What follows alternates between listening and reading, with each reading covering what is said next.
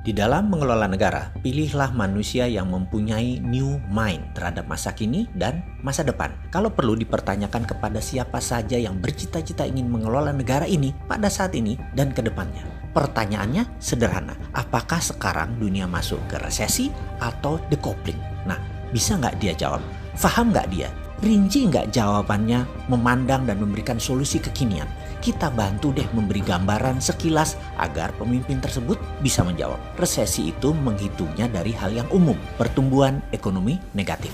Kebanyakan ekonomi negatif terjadi karena faktor eksternal, di mana pemerintah yang pola pikirnya sederhana tidak pernah siap dengan keterkejutan. Namun, kalau decoupling itu perubahan fundamental dalam parameter ekonomi makro dan dalam kehidupan manusia. Dan entah bagaimana sejak 6 bulan yang lalu saya mengatakan sekarang decoupling. Bahkan sebelum COVID dan resesi saya sudah mengatakan sekarang decoupling. Ada kok rekam jejaknya saya mengatakan hal tersebut.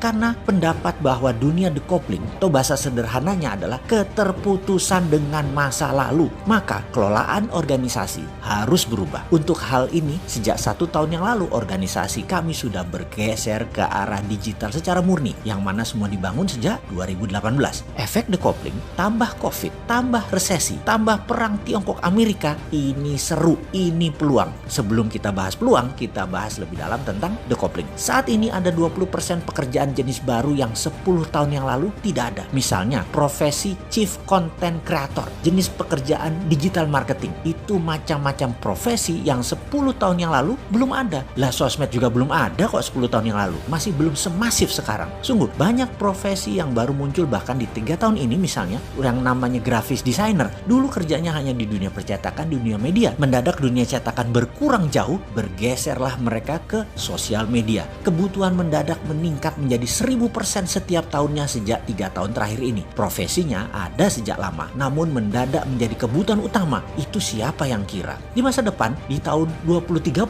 ke sana, diperkirakan ada 60% bidang usaha dan profesi baru yang saat ini belum ada modelnya. Belum tahu apa itu barangnya. Sehingga profesi dan bidang yang saat ini ada, 10 tahun ke depan, 60%-nya bisa hilang atau less needed, kurang dibutuhkan. Semua ini karena kehadiran digital yang terus merubah bentuk ekonomi, sosial, dan budaya sebuah negara dan dunia. Bank akan jadi digital, di mana profesi teller hilang dalam 5 tahun ke depan. Cabang bank akan tutup besar-besaran dalam 5 tahun ke depan. Banking berubah, dunia funding berubah, dunia lending berubah juga. Aturan mainnya semua berubah. Hakim lapangan atau otoritas keuangan mendadak bingung dengan caranya dan cepatnya tumbuh dunia digital. Mau disemprit karena offside, mereka main kasti. Ya nggak bisa disemprit lah. Dilarang di Indonesia, mereka buka di Singapura, main lewat udara, langsung global. Pemerintah Indonesia nggak bisa apa-apa juga. Apalagi pemerintah yang gagap tidak bervisi digital. Sering keloloten, gelegean, dan kagetan. Bahkan militer pun didigitalkan saat ini. Kalau pengelolanya agresif. Tentara garis depan itu robot, bisa droid, bisa manusia dengan robotic arm atau leg, atau pasti terkoneksi dengan satelit. Bener deh, kalau saya kan sontoloyo, maka pasti saya ubah abis-abisan itu departemen sesuai dengan kebutuhan zaman. Pilar manajemen negara diwakili kementerian kita akan ubah. Ada 7 menteri utama yang mengerjakan Ipolek Sosbud Hankam. Departemen pertahanan berubah menjadi departemen perang atau Minister of War. 7 macam jenis perang harus punya deputinya.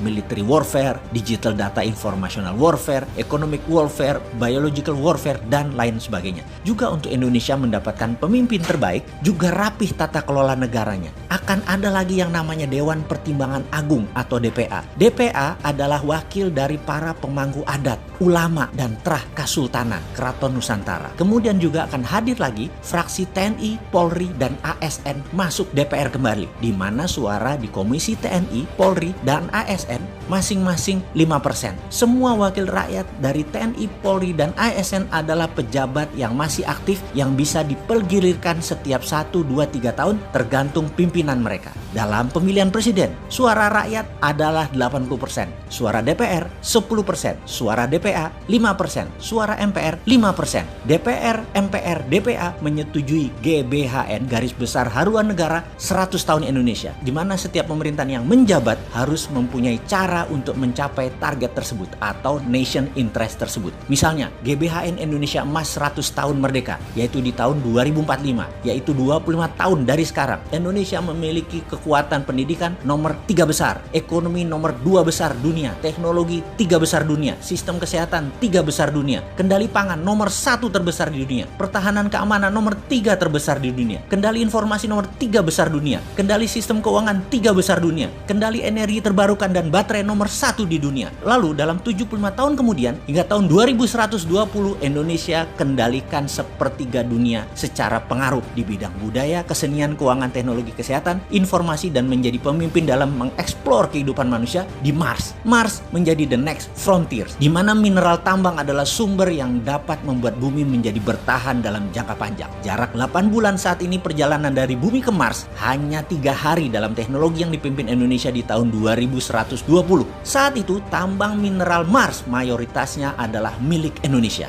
Ini sontoloyo kan otaknya? Ya begitulah kalau mau menang bernegaranya. Jangan menarget yang tanggung-tanggung. Masa mimpi aja nggak berani? Emang mimpi dibaserin?